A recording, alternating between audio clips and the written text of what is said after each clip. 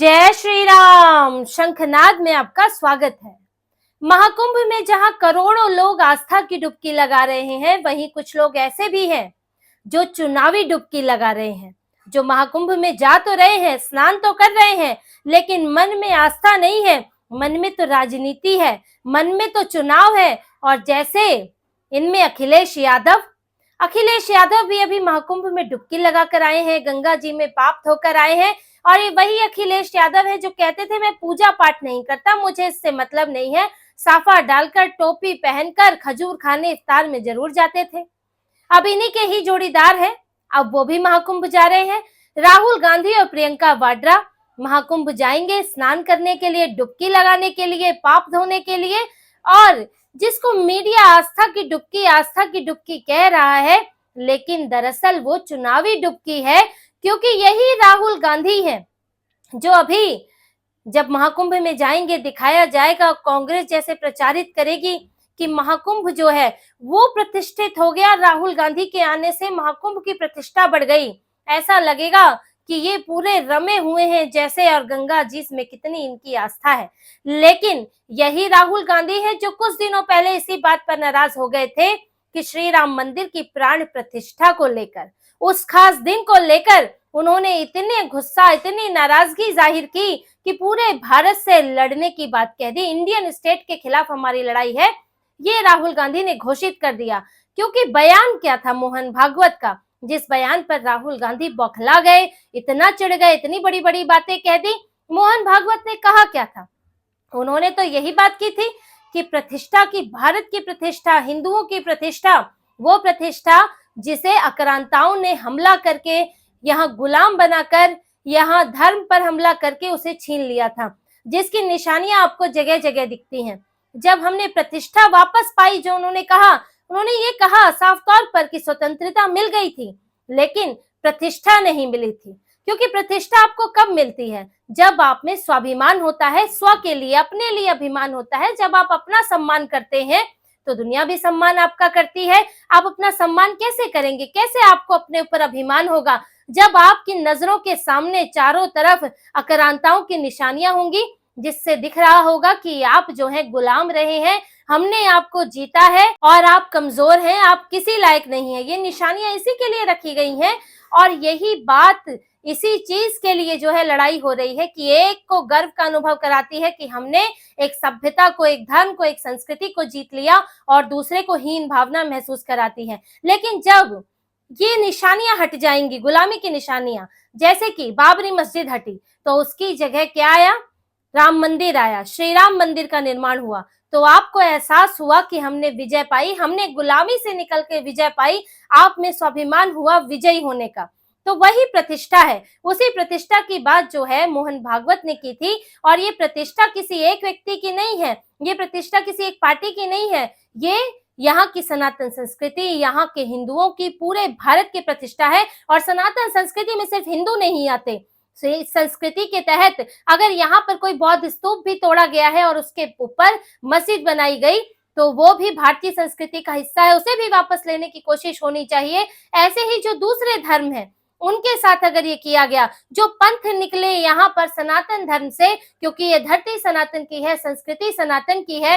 तो जो मोहन भागवत ने बात कही थी, उन्होंने हिंदू शब्द नहीं कहा था, लेकिन बात तो हिंदुओं के लिए थी, क्योंकि श्री राम मंदिर की बात थी। और उन्होंने यही कहा था कि वैकुंठ एकादशी को अब से प्रतिष्ठा द्वादशी कहना चाहिए, क्योंकि इस दिन हमें वाकई प्रतिष्ठा का अनुभव हुआ, क्योंकि हमने पहली बार आक्रांता की, गुलामी की निशानी को हमने तोड़कर उस पर अपना स्वाभिमान खड़ा किया। अपने भगवान राम को हमने एक उनका मंदिर दिया।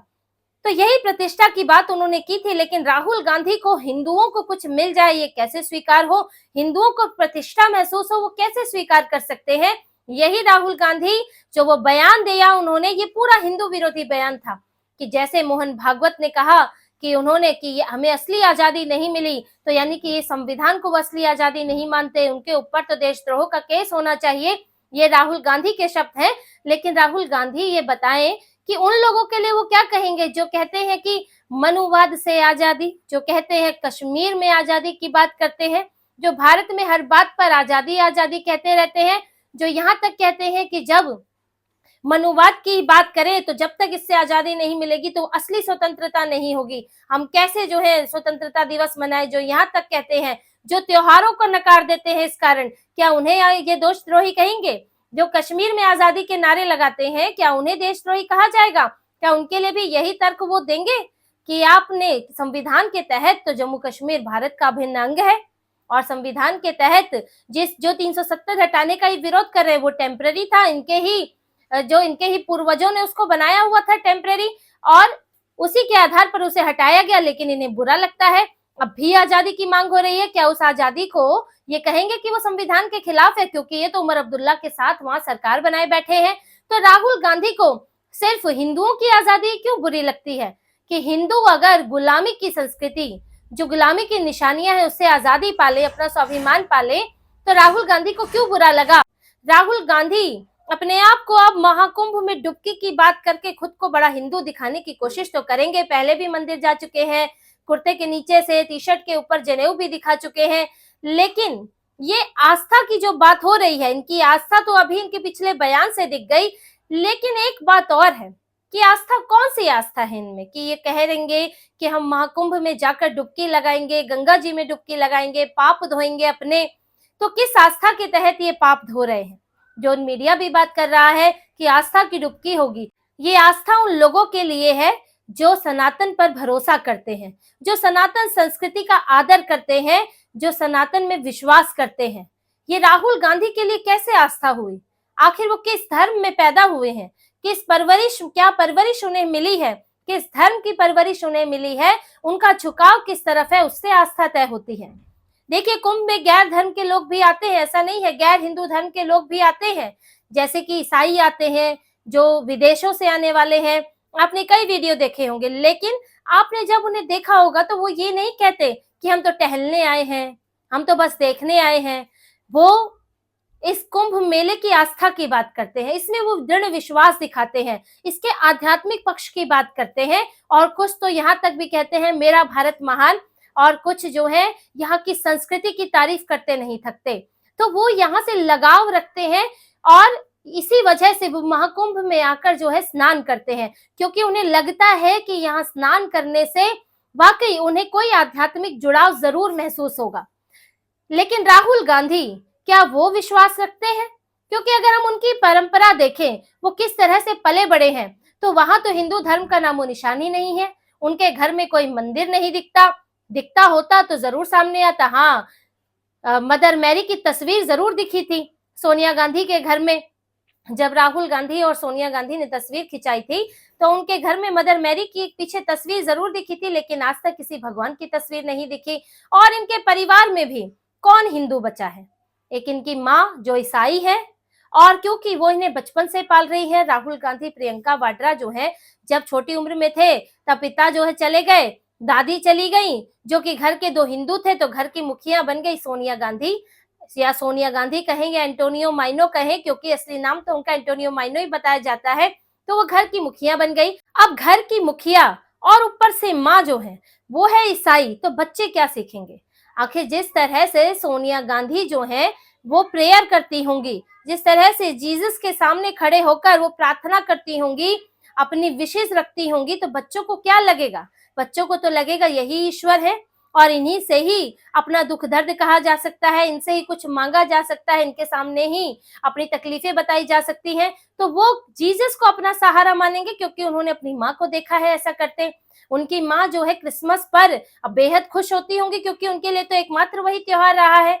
वो बचपन से जो है वो कैथोलिक ईसाई हैं, और वो कैथोलिक ईसाई जो है वो कट्टर ईसाई माने जाते हैं। तो वो बचपन से इन नियमों का पूरी तरह पालन करती आई है, मिशनरी स्कूल में पढ़ी हुई है वो। तो कट्टर से इनका मतलब यहाँ पर वो पूरे नियम कानून का पालन करती है अपने धर्म के। अब उनके बच्चे, जब माँ क्रिसमस पर खुश होती होंगी तो उनके बच्चे भी क्रिसमस पर ही खुश होते होंगे। सोनिया गांधी को क्या पता कि दिवाली में लक्ष्मी पूजा कैसे की जाती है, लक्ष्मी पूजन के लिए क्या क्या करना होता है, दिवाली पर दिए क्यों जलाए जाते हैं, किस तरह से जलाए जाते हैं, रंगोली कैसे बनाई जाती है, क्योंकि वो अपने इटली में उन्हें कहाँ ये सब सीखने को मिला होगा, और यहाँ जो सिखाते वो पहले ही चले गए। तो अपनी माँ से दोनों भाई बहनों ने ईसाई धर्म को सीखा, ईसाई धर्म आपका बपतिस्मा भले ही ना हुआ हो या हुआ भी हो तो कह नहीं सकते, ये चीजें तो सामने नहीं आती है, लेकिन आपने उस धर्म के तरफ आपका झुकाव जरूर रहा है, क्योंकि उस धर्म की तरफ आपकी माँ का झुकाव रहा है। आपके घर वाले, आपके माँ बाप आपको ये बताते हैं बचपन में कि आपका धर्म क्या है। वो आपको मंदिर ले जाते हैं, वो आपको मस्जिद ले जाते हैं, आपको पूजा करना सिखाते हैं, आपको आरती पढ़ना सिखाते हैं, आपको भजन सुनाते हैं। लेकिन सोनिया गांधी ये सब कैसे कर पाती? तो वो तो प्रेयर करना सिखा रही होंगी और वो बता रही होंगी कि हमारे भगवान कौन है।